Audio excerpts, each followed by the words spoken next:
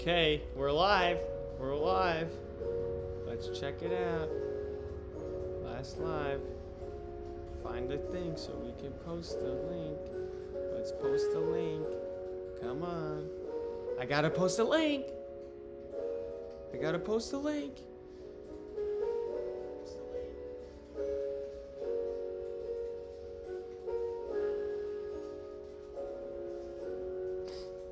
Alright, Instagram, come on.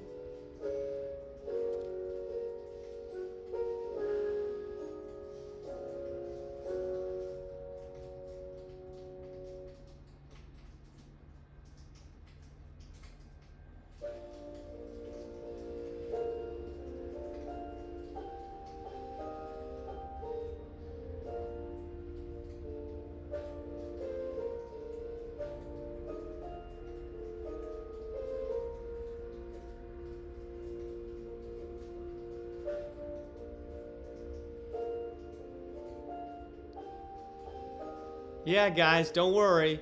Don't worry. I'm coming. I'm fine. I'm good. I'm just getting it ready so that I can post this shit to other platforms. It's not all about, sometimes it's about Instagram as well.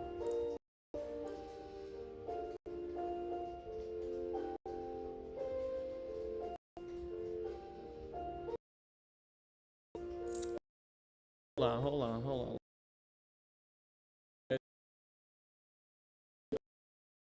Chill out. Alright, and then we're gonna go live on Instagram as well. As you guys know, that's where most of my followers are. So we gotta keep the people happy. We gotta go live on Instagram too. Here we are. Here we are reading yet again the Confederacy of Dunces, chapter 2. I'm gonna get right to it this time. Because last time they were saying that, oh, you didn't jump right to the reading. Well, I'll do a quick breakdown of what happened. So, Ignatius Riley was waiting for his mom outside some supermarket thing while she was buying cake. And then after she bought cake, then she realized that Ignatius was actually in a kerfuffle with the police. And then he weaseled his way out of it because he's actually a fucking genius. So then after they escaped, they arrested the old man.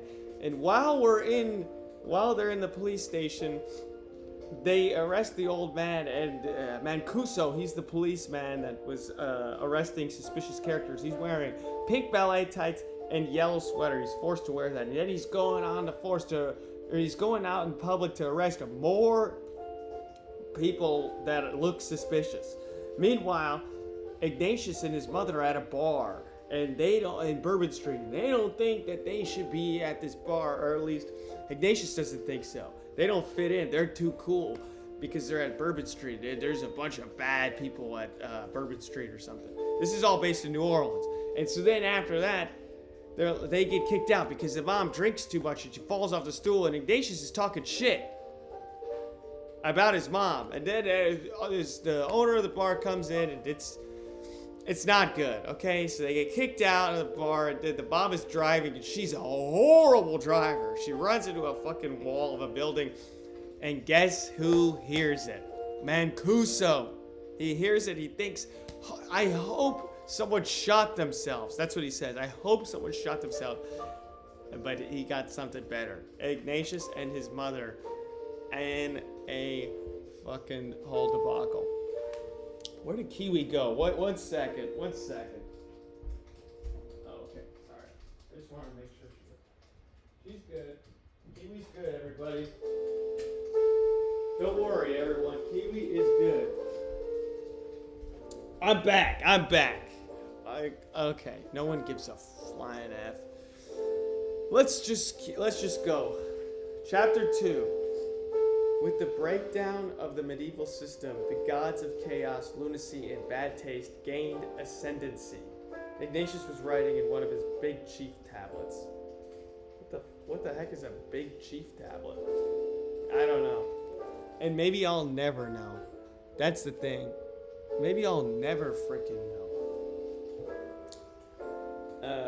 After a period in which the Western world had enjoyed order, tranquility, unity, and oneness with its true God and Trinity, there appeared winds of change which spelled evil days ahead, and wind blows no one good. The luminous years of it's a little loud, I think. I'll try and turn it down, but I don't actually know how. I think it's connected to the... Is this working? Fuck it. We're just gonna keep going. It might be too loud. Hopefully you can hear me. It is what it is. Life goes on. After a period in which the Western world has enjoyed order, tranquility, unity, and oneness with its true God and Trinity, there appeared winds of change which spelled evil days ahead. An ill wind blows no one good. The luminous years of Abelard Thomas A. Becket, and every man dimmed into dross.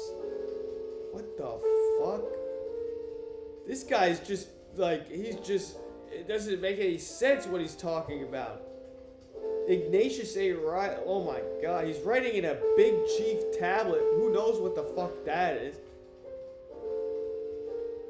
Have I watched the new Eddie Pepitone special? No, I haven't.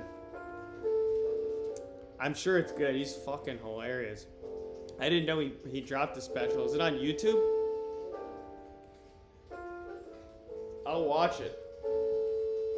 I just saw one of the fucking best movies. Shout out my buddy. Shout out everyone that made this fucking movie. Dead Man's Wire. I saw that screening. The writer Austin Kolodny. 3 weeks ago. I'll check it out. He fucking snapped. Bill Skarsgård snapped. The Australian dude that plays next to it snapped. Everyone fucking snapped. Gus Van Sant snapped.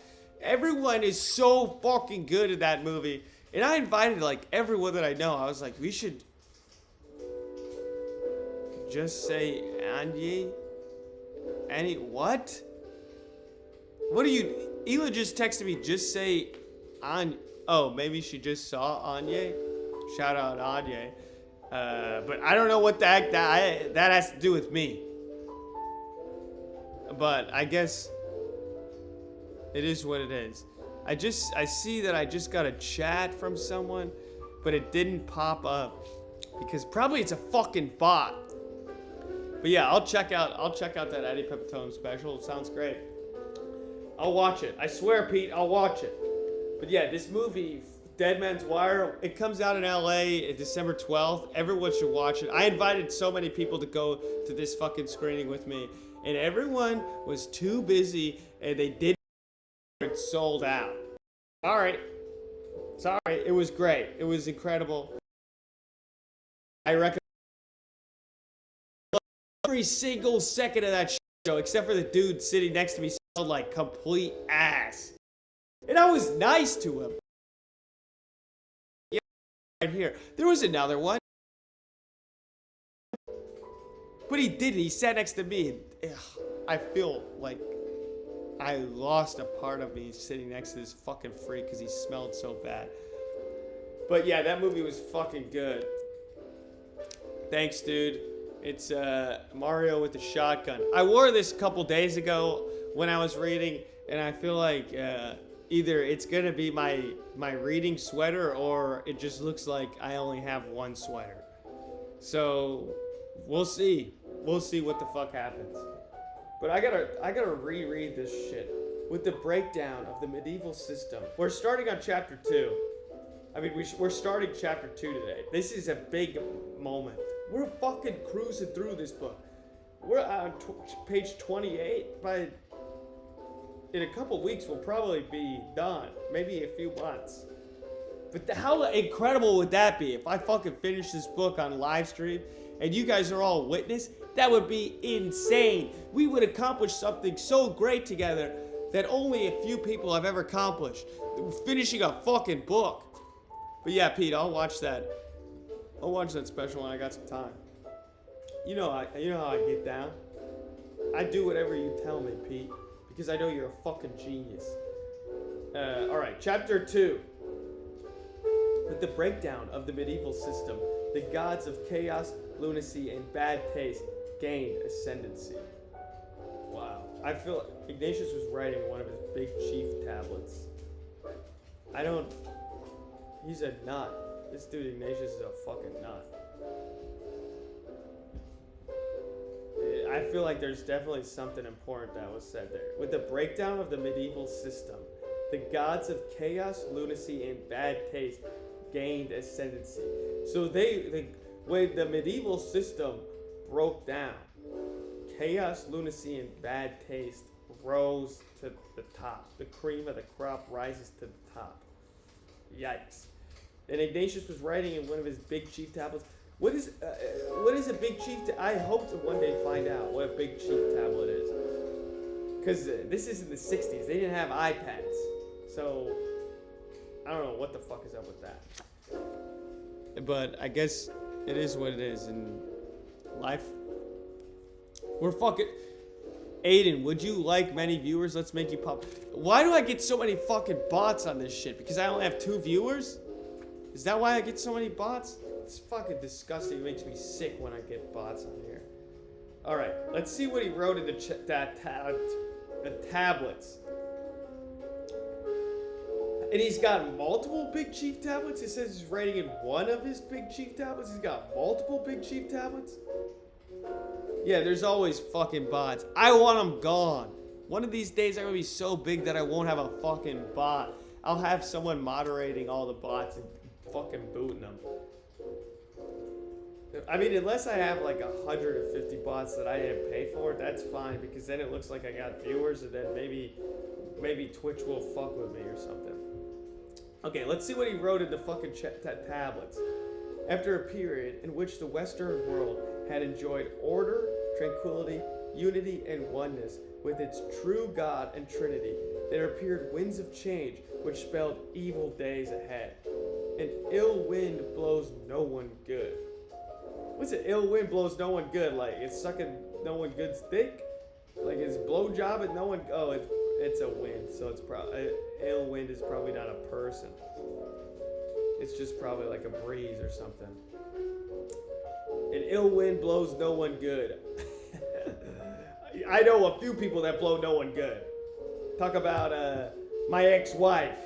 She never blew anyone good except me, and I was the best blow that she ever had. You know what I'm talking about? That ex-wife that I had, she blew no one good.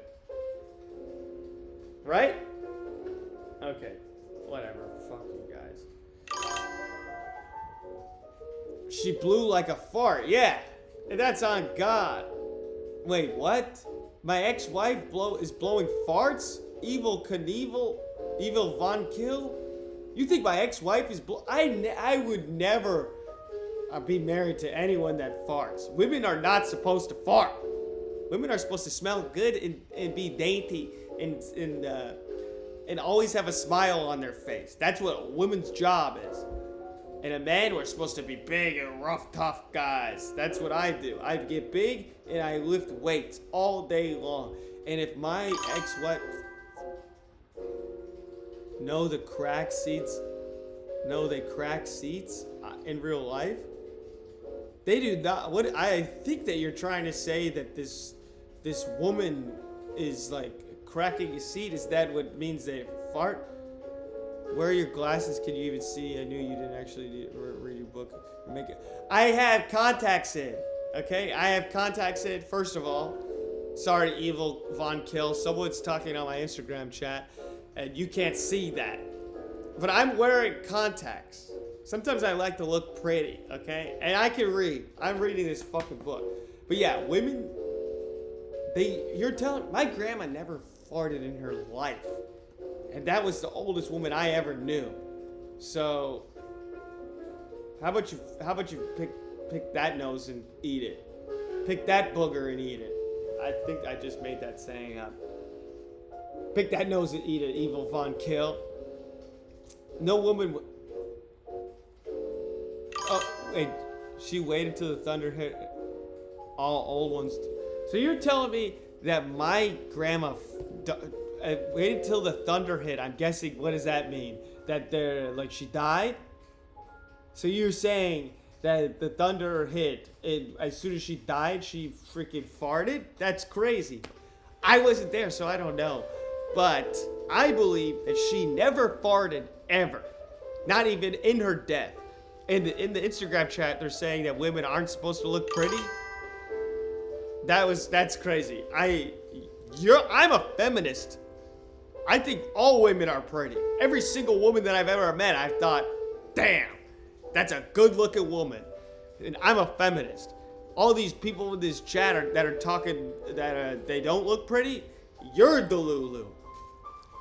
And she was not a stormtrooper. Where are you coming up with these puns? Stormtrooper like stormtrooper? That's not good. She was like Princess Leia, a perfect woman. Never farted, never shit, never had a frown on her face. But you called me a fat bitch all the time. Who are you? I've never once said anything. I've never once said anything to you. I don't even know who you are, you freak. How do I even know you're a woman? I got people on the Twitch talking to me, alright?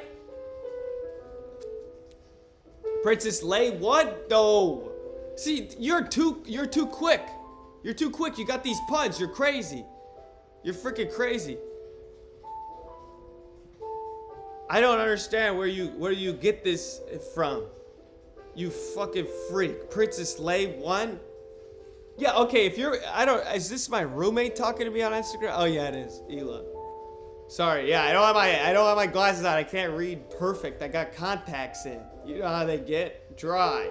My contacts feel like fucking old dead skin coming off of Gold Member's head, and then he eats it. That's what the contacts feel like. Y'all ever seen that movie, Austin Powers, Gold Member? Beyonce, a very pretty woman. Very pretty woman. But yeah, I called you a fat bitch like all the time, but you deserve it. Sometimes you deserve it. Sometimes women deserve it. But I love women, and that's all that matters when you're talking about a woman that, you're talking about stuff that feels good for, like, you know what I'm talking about. Anyway, all right, where was I? The luminous years of Abelard, Thomas A. Becket, and every man dimmed into dross. Fortuna's wheel had turned on humanity, crushing its collarbone, smashing its skull, twisting its torso, puncturing its pelvis, sorrowing its soul. Having once been so high, humanity fell so low. What had once been dedicated to the soul was now dedicated to the sail. Wow, this is about capitalism. This is so beautiful. Ignatius Riley, although a mean man to his mother, a very, very, very good wordsmith. That is rather fine, Ignatius said to himself and continued his hurried writing. What is that emoji? Is that like a troll? I can't tell what that is. You gotta explain what that is, Pete. I have no idea what the heck that is. But I rock with it, that's for sure. Yo, Evil Von Kill, are you still there? Are you happy to hear me read? Oh, don't worry about it. All right, I won't. You can't tell me what to worry about. If I want to worry about it, I'll worry about it. How about that? And I'm not worried about it. So I'm good. You'll tell me later though, right? You'll tell me later, I hope to God. I hope that you'll tell me later because all seriousness, I am a little bit worried. Like, what the heck was that? And what does it mean? Anyway, yeah. That is rather fine, Ignatius said to himself and continued his hurried writing. Merchants and charlatans gained control of Europe. The streams are looking good. Yeah, I got it connected to Ethernet cable. The Wi-Fi is freaked up in my house. I don't know what's going on, but if I have it connected to Ethernet cable, I think that's all we need. That's the only problem I was having was the Wi-Fi. Everyone was telling me, oh, your laptop's not good. Your laptop's not good. I don't care if my laptop's good, as long as it works. No, it doesn't. It's not tied in. It's just, I'm just doing it on my phone at the same time because I don't know how to get it tied in. It says Instagram's not connected to Streamlabs for Mac. But it's all good. Okay, Evil Von Kill. Thank God. I'm glad you're here. I'm on page 28. Hopefully we get to 45. I swear. I hope we do. Oh my! I just spit on the book. That's how excited. Look at this. I just spit right there. You could see the wet mark. That's how excited I am about this book. You see that? Where is it? Right there. I spit on that. That's how much energy I have while reading. You guys, when was the last time y'all had that much energy for anything? It's not that gross. It's my book. I can do whatever I want with this. If I wanted to hock a loogie on this book, I could. But I won't because I respect it. It didn't come out of my nose. Who are you, Evil Von Kill? You're trying to fuck with me, aren't you? It did not come out of my nose. I keep good care of my nose. My sinuses are always better than everyone else's. Merchants and charlatans gained control of Europe, calling their insidious gospel the Enlightenment. Kiwi's back. Kiwi's back. Don't throw up! Pete, don't, I swear, do not throw up. It's okay. It's okay. I did alright. I'm fine. This jazz music really is loud, isn't it? I have no idea how to turn it down, but maybe with this remote? No, it's not even. Wow. Alright. Yeah, guess who's back? Kiwi's back. She's laying down on the ground. That's Evil Von Kill, just so you know, that's the dog that lives in my house. It's not my dog, but it is a dog. Okay. Oh, yeah? Dude, Pete, you're on a freaking grind. You're learning WordPress. You are an inspiration to all of us. The fact that you are locked in like that is making me locked in. You don't know how many days out of the last, I've been reading this book for 4 days in a row. You don't know how many days I've thought, I don't want to go on live tonight. I would much rather just watch a movie and just chill. But then I think in my head, Pete goes, even when you don't want to do it, you should do it. And that's what I do. I do it. Because Pete, you told me to. You've inspired me. Merchants and charlatans gained control of Europe, calling their insidious gospel the Enlightenment. The day of the locust was at hand, but from the ashes of humanity there arose no phoenix. The humble and pious peasant, Piers Plowman, went to town to sell his children to the lords of the new order, for purposes that we may call questionable at best. See Riley Ignatius J., Blood on Their Hands, The Crime of It All, a study of someone's selected ambush, abuses in 16th century Europe, a monograph, 2 pages, 1950. Rare book room, left corridor, 3rd floor, Howard Tilton Memorial Library, Tulane University, New Orleans, 18, Louisiana. Note, I mailed this singular monograph to the library as a gift. However, I am not really certain that it was ever accepted. I may well have been thrown out because it was only written in pencil on tablet paper. Wow. This guy's really going through it, man. What was that? Oh, my phone. My phone just told me to, that I gotta wind down. Because this is my bedtime, 11 o'clock. But don't worry, guys. I'm gonna read for at least an hour. At least. That's what I have to do. I have to do it. Even if I don't want to do it. Even if it's taking everything in my body, my power to read on stream. I'm still gonna do it. Because you want me to. Everyone needs this. We're going to finish this book by the end of the year. I doubt that. Honestly, that's a tough ask. I don't think we'll be able to finish this book by the end of the year. But maybe by the end of next year. So, how about that? My New Year's resolution for next year is to finish this book on stream. That's for you guys. Peace and love. So, wow, he just quoted himself in his own book. What a freaking legend. And this is where he went to master's school. He went to school for 8 years, so he must have figured some stuff out. The gyro had widened. The great chain of being had snapped like so many paper clips strung together by some drooling idiot. Death, destruction, anarchy, progress, ambition. and self-improvement were to be Pierce's new fate. And a vicious fate it was to be. Now he was faced with the perversion of having to go to work. Yeah, everyone hates going to work. Am I right?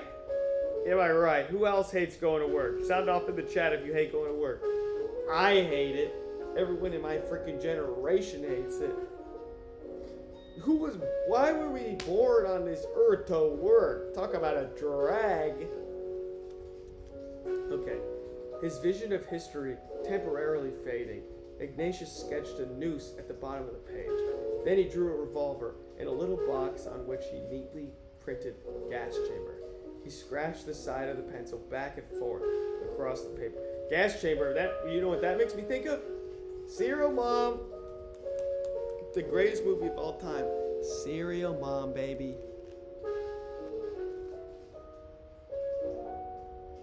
Is someone knocking at the door, Kiwi? Is someone knocking at the door? Is that why you got up? You want to come sit here? Come here. Kiwi's back. Kiwi's back. Yeah, Serial Mom, don't get the gas chamber. I feel like I'm probably yelling super loud and it's late. And my neighbors can definitely hear me. But who cares? Because I got these things on. That's probably why I'm yelling loud. But Kiwi's back and she hasn't complained. She just gets closer and closer every time I yell loud. But yeah, I hate going to work. I gotta work tomorrow and I'm like, no thank you. Please, no thank you. Anyway, his vision of history temporarily fading, Ignatius sketched a noose at the bottom of the page. Then he drew a revolver in a little box on which he neatly printed gas chamber. He scratched the side of the pencil back and forth across the paper and labeled this Apocalypse. When he finished decorating the page, he threw the tablet to the floor among many others that were scattered about. This had been a very productive morning, he thought. He had not accomplished so much in weeks, looking at the dozens of big chief tablets that made a rug of Indian headdresses around the bed. That's quite the description. Where was I? Ignatius thought smugly that on their yellowed pages and wide-ruled lines were the seeds of magnificent study in comparative history. Very disordered, of course, but one day he would assume the task of editing these fragments of his mentality into a jigsaw puzzle of a very grand design. The completed puzzle would show literate men the disaster course that history had been taking for the past 4 centuries. In the past 5 years that he had dedicated to this work, he had produced an average of only 6 paragraphs monthly. Wow, that's pretty bad. 6 paragraphs? I could write 6 paragraphs in a freaking minute. He can only write 6 paragraphs in a month. I mean, he's definitely writing way better and crazier stuff, so I gotta hand it to him. 6 paragraphs, I guess that's pretty good. He could not even remember what he had written in some of the tablets, and he realized that several were filled principally with doodling. Wow. So some of these tablets he's writing on, he's not even freaking writing on. Hey, Kiwi. Yeah, you're a good girl, aren't you, Kiwi? Some of these tablets he's just doodling. So he's barely even writing 6 paragraphs. Yikes. However, Ignatius thought calmly. Rome was not built in a day. True that. That's what we're talking about. That's what we're doing right now. Rome was not built in a day. This book would not be finished in one day. Rome was built probably in like at least a week or something. I don't know. Does anyone know how long it took Rome to be built? The aliens built it or something, right? Who freaking knows? Who freaking knows? Not me. Not anyone in history. No one's even heard of anything. I don't think. Whatever. Ignatius pulled his flannel nightshirt up and looked at his bloated stomach. He often bloated while lying in bed in the morning, contemplating the unfortunate turn that events had taken since the Reformation. Doris Day and Greyhound scenic cruisers. Whenever they came to his mind created an even more rapid expansion of his central region. But since the attempted arrest and the accident, he had been bloating for almost no reason at all, his pyloric valve snapping shut indiscriminately and filling his stomach with trapped gas which had been character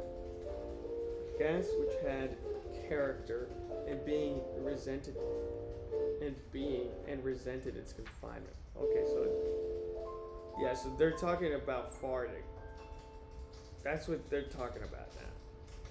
But since the attempted arrest and the accident, he had been bloated for almost no reason at all. His pyloric valve snapping shut indiscriminately and filling his stomach with trapped gas.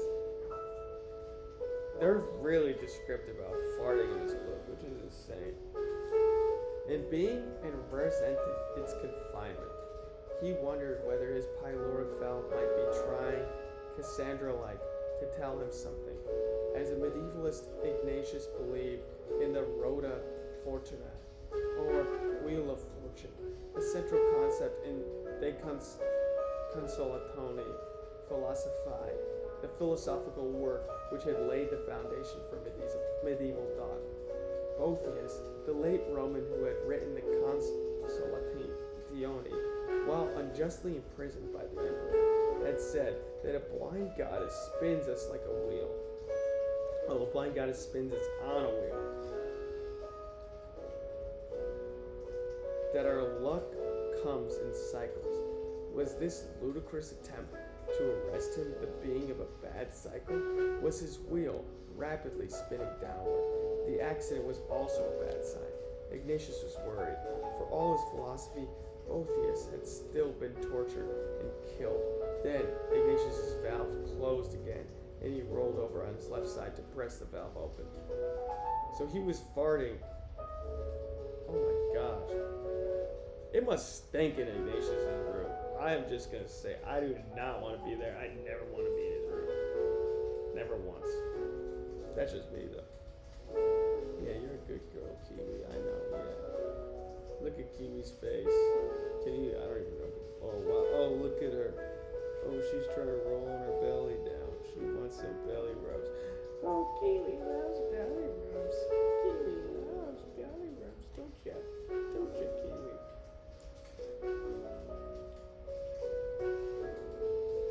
Oh, Fortuna, blind, heedless goddess, I am strapped to your wheel, Ignatius belched. Do not crush me beneath your spokes. Raise me on high, divinity.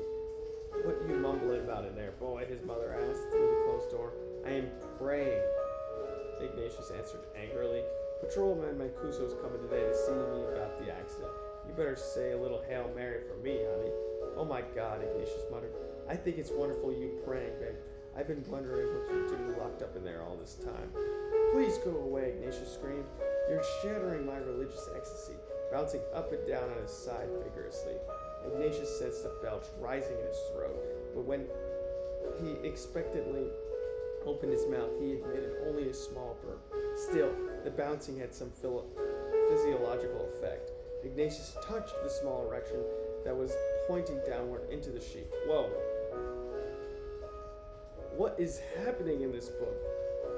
Bouncing up and down on his side vigorously, Ignatius sensed a belch rising in his throat.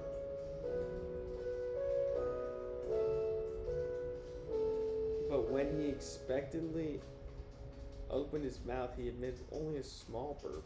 Still, the bouncing had some physiological effect. Ignatius touched the small erection that was pointing downward into the sheet, held it, and lay still, trying to decide what to do. In this position, with the red flannel nightshirt around his chest and his massive stomach sagging into the mattress, he thought somewhat sadly that after 18 years with his hobby, it had become merely a mechanical physical act stripped of the flights of fancy and invention that he had once been able to bring to it.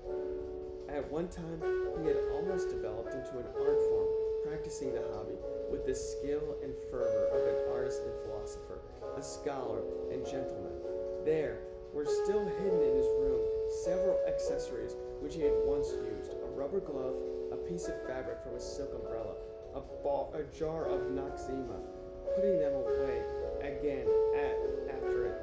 Well, sometimes I get, when I'm reading this shit, sometimes I get fucking lost. Like, what is happening?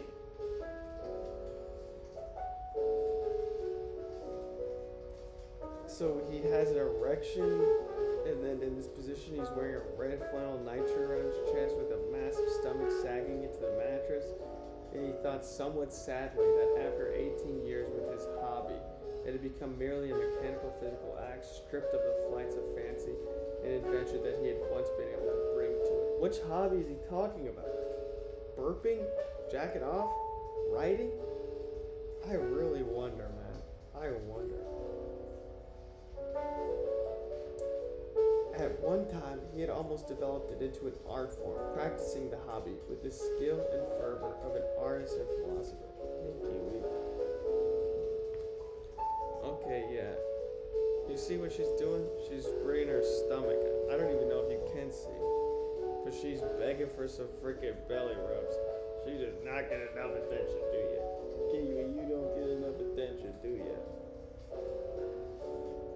You see, this is why I get distracted while I'm trying to read my book, because Kiwi keeps freaking sticking her freaking stomach in my, because she doesn't get enough attention. Yeah, don't worry, I'll give you a little walk. We'll go for a little walk after this. Let me read my book for an hour, and then I'll give you a little walk, okay? How's that sound? Does that sound good?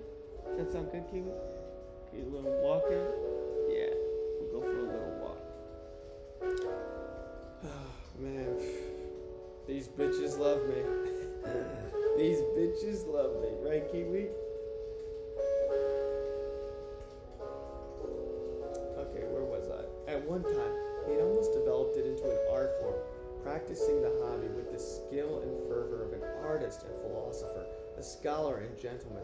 There were still hidden in the room several accessories which he had once used: a rubber glove, a piece of fabric from a silk umbrella, a jar of Noxzema.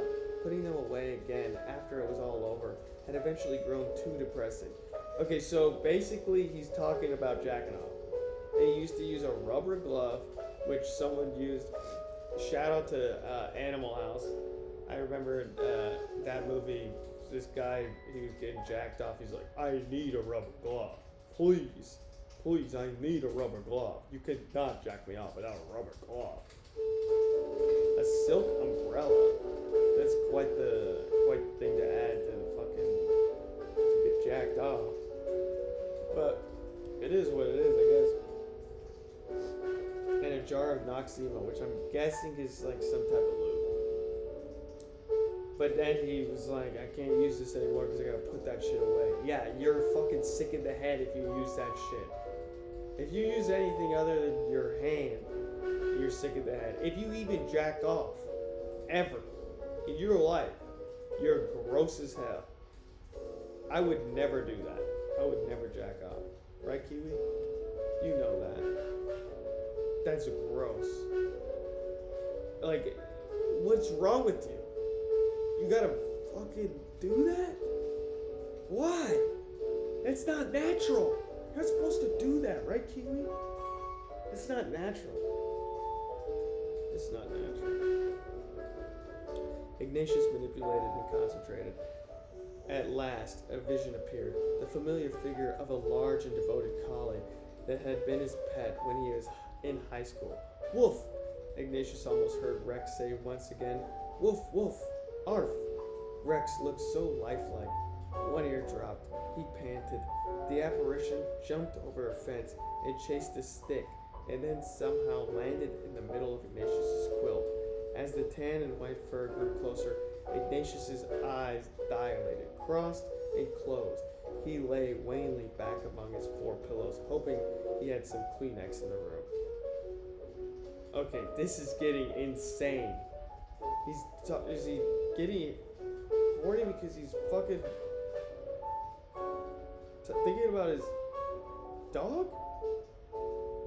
This is too much. Like, I can't even fall. Is that what's happening? I hope not. Okay, well, part 2, chapter 2. We're on part 2 now. I come about that porter job you got advertised in the paper. Yeah? Lana Lee looked at the sunglasses. You got any references? Police give me a I gotta go back. Is he really talking about his dog? His collie? Because his eyes dilated, crossed, and closed, he leaned wanly back among his 4 pillows, hoping in some Kleenex in his room. Maybe that just got him in the mood, I hope, and not anything, which is still weird. It's still weird. I think that's still weird. Wow. This book is supposed to be the funniest book ever. It's kind of making me sick. But I'm sure it gets better. I come about that porter job you got advertised in the paper. Yeah? Lana Lee looked at the sunglasses. You got any references? Police gave me a reference. He tell me I better get my ass gainfully employed, Jones said, and shot a jet of smoke out into the empty bar. Sorry, no police characters. Not in a business like this.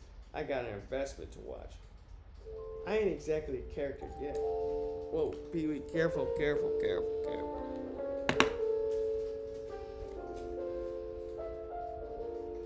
Is someone home?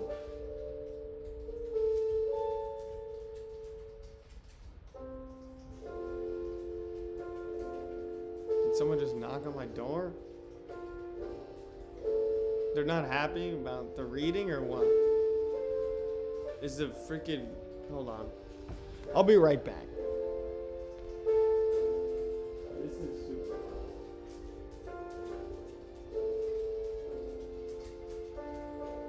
Someone at the door?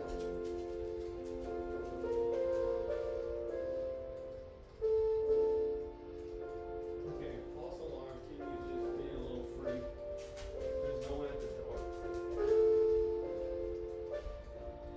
There's actually no one at the door. Just in case you guys were wondering, there's no one there. But I'll take you out in about 20 minutes. I'm gonna just finish reading this for an hour, okay? Your mom is out. Your mom is out. Don't blame me. Your mom is out. I ain't exactly a character yet, but I can tell they're gonna start that vagary, no visible mean of support stuff on me. They told me Jones withdrew into a forming cloud.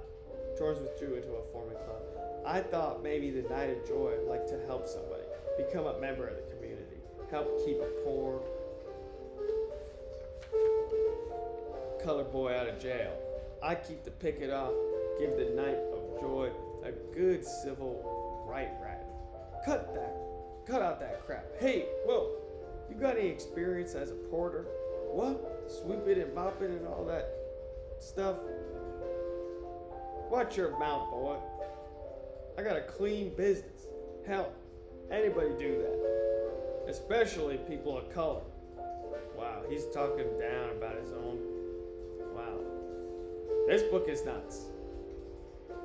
I've been looking, Lana Lee said, becoming a great personal manager, for the right boy for this job for several days. She put her hands in the pockets of her leather overcoat and looked into the sunglasses. This was really a deal. Like a present left on her doorstep. And a colored guy who would get arrested for vagrancy if he didn't work. This is insane. I guess this is satire, so it's supposed to be like they're making fun of this is like something that people actually thought. I'm not making this up too. I'm reading these words. This is what it says on the page. Insane. Literally insane. Okay, yeah.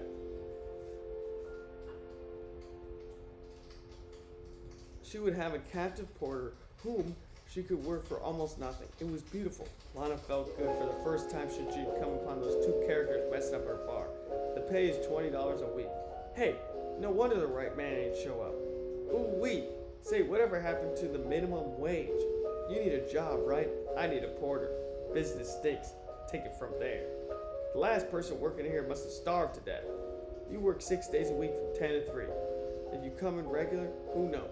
You might get a little raise. Don't worry, I come in regular. Anything to keep my ass away from the police for a few hours, Jones said, blowing some smoke on Lana Lee. Where you keep that motherfucking broom? Holy shit.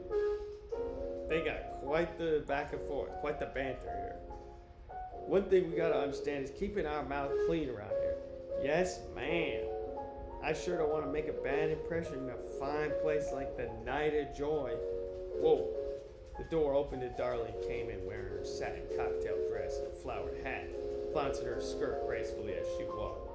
How come you're so late? Lana screamed at her. I told you to be here at 1 today. My cockatoo come down with a cold last night, Lana.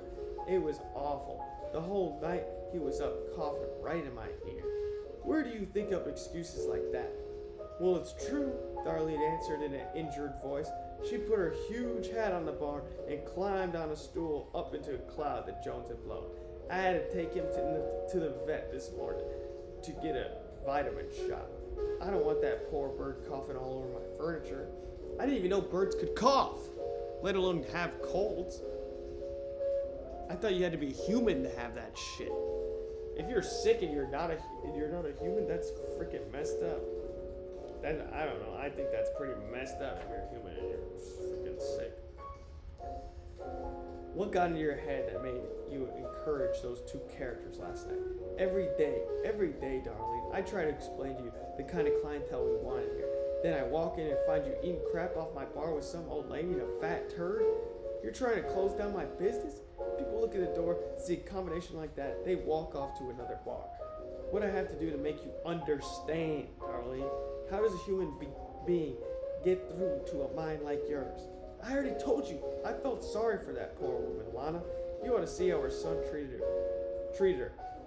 You ought to have heard the story he told me about a Greyhound bus and all the time the sweet old lady sitting there paying for his drink.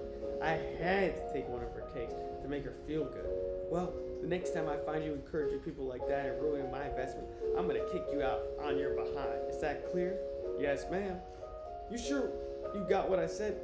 Yes, ma'am. Okay, now show this boy where we keep our brooms and crap, and get the boy get that bottle that old lady broke cleaned up. You're in charge of getting this whole goddamn place as clean as a pin for what you did to me last night. I'm going shopping. Lana got out to the door and turned around. I don't want nobody fooling with that cabinet under the bar. I swear, Darlene said to Jones after Lana had swung through the door, this place is worse than the army. She just hired you today? Yeah, Jones answered. She ain't exactly hired me. She kind of buying me off an auction block. He is working for $20 a week, so because he has to. Modern day slavery. I mean, this is from the 60s, but that shit's crazy. At least you're gonna get a salary. I only work on commission for how much I get people to drink. You think that's easy? Try to get some guy to buy more than one of the kind of drinks they serve in here. All water. They gotta spend $10, $15 to get any effect at all. I swear, it's a tough job. Lana even pumps water into the champagne. You ought to taste that. Then she's all the time complaining about how business stinks. She ought to buy a drink from this bar and find out. Even when she's only got about 5 people drinking in here, she's making a fortune. Water don't cost nothing. What? She goes shopping for? A whip? Yeah, she is like kind of a fucking master. She's got these people working for pennies. It's insane. Whatever. Don't ask me. Lana never tells me nothing. That Lana's a funny one. Darlene blew her nose daintily. What I really want to be is an exotic. I've been practicing in my apartment on a routine. That's another name for stripper, I'm imagining. If I can get Lana to let me dance in here at night, I can get me a regular salary and quit hustling water on commission. Now that I think of it, I ought to get me some commission for what the people drank up here last night. The old lady sure drank up a lot of beer, and I don't see what Lana's got to complain about. Business is business. That fat man in his mountain wasn't much worse than plenty we get into here. I think the thing got Lana was a funny green cap he had stuck on his head. When he was talking, he pulled the ear flaps down, and when he was listening, stick it up again. By the time Lana got here, everybody was hollering at him, so he had both flaps stuck out like wings. You know, it looked sort of funny. And you say that fat cat traveling around with his mama? Jones asked, making a mental association. Uh-huh. Darlene folded her handkerchief and slipped it into their bosom. I sure hope they don't ever decide to hang around here again. I'd really be in trouble. Jesus, Darlene sounded worried. Look, we better do something about this place before Lana comes back, but listen, don't knock yourself out cleaning up this dump. I never really seen it clean since before I was even here. Wait, hold on. I never seen it really clean since I've been here. Okay, that makes more sense. I don't know, sometimes when I'm reading I just make up words in my head because I have probably some mental disorder. I'm not ableist, I don't have an appendix, so I can say that. And it's so dark in here all the time, nobody can tell the difference. To hear Lana talk, you'd think this hole was the Ritz. Jones shot out a fresh cloud. Through his glasses, he could hardly see anything at all. Part 3 of Chapter 2. We're cruising along tonight. Man, this is good. Patrolman Mancuso enjoyed riding the motorcycle up St. Charles Avenue. At the precinct, he had borrowed a large and loud one that had all chromium and baby blue. And at the touch of a switch, it could become a pinball machine of flashing, winking, blinking red and white lights. The siren, a cacophony of 12 crazed bobcats, was enough to make suspicious characters within a half-mile radius defecate in panic and rush for cover. Patrolman Mancuso's love for the motorcycle was platonically intense. The forces of evil generated by the hideous and apparently impossible to uncover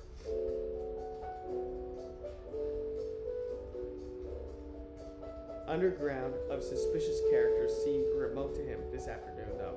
The ancient oaks of St. Charles Avenue arched over the avenue like a canopy, shielding him from the mild winter sun that splashed and sparkled on the chrome of the motorcycle. Although the days had lately been cold and damp, the afternoon had that sudden surprising warmth that makes New Orleans winters gentle. Patrolman Mancuso appreciated the mildness, for he was wearing only a t-shirt and Bermuda shorts, the sergeant's costume selection for the day.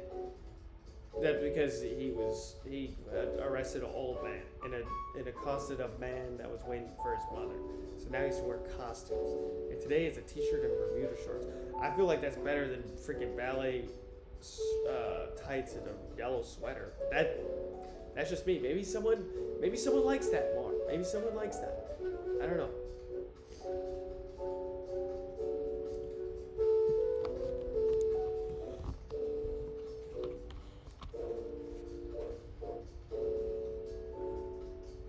The long red beard that hooked over his ears by means of wires did manage to warm his chest well. So he's wearing a long red beard.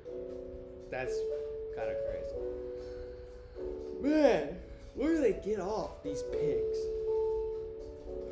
He had snatched his beer from a locker while the sergeant wasn't looking.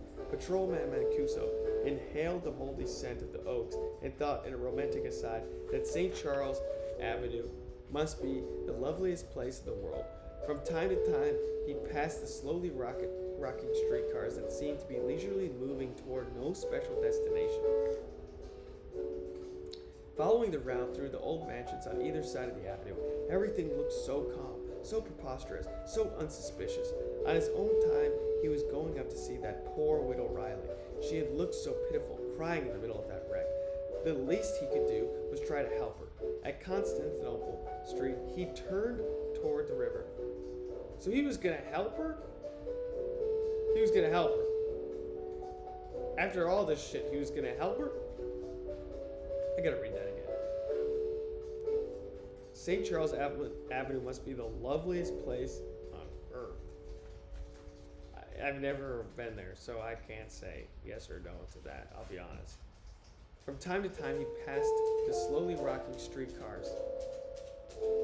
Alright, Kiwi, you gonna lay down? Okay, good. I was about to say, I think she needs me to take her out soon. I gotta take her out soon.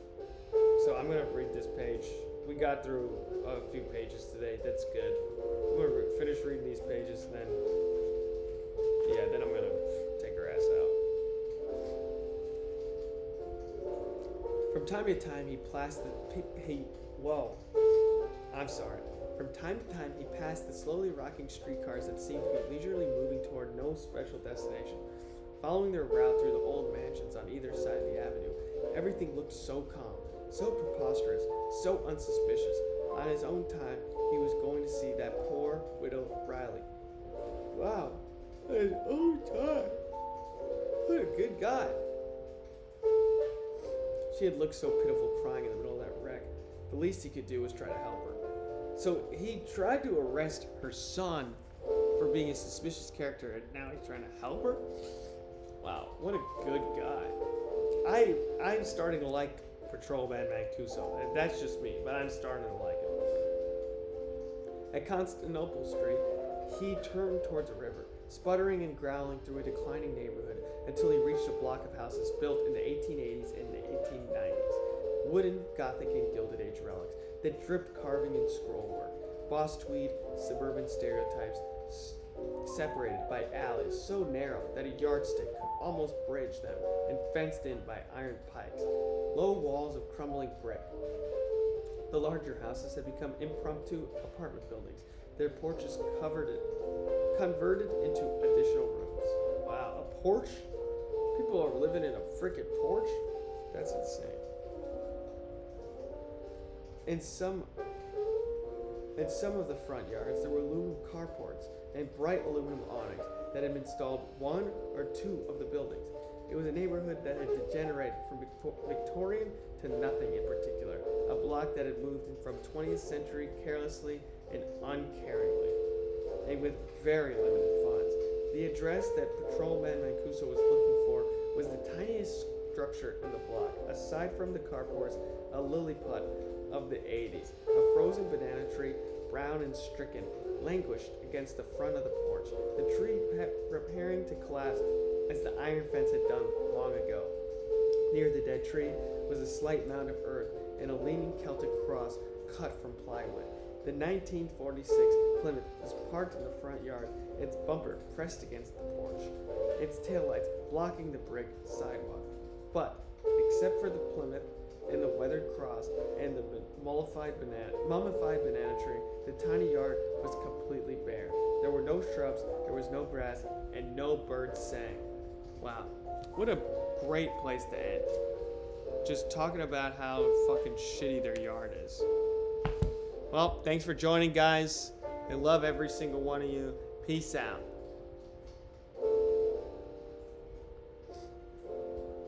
See ya.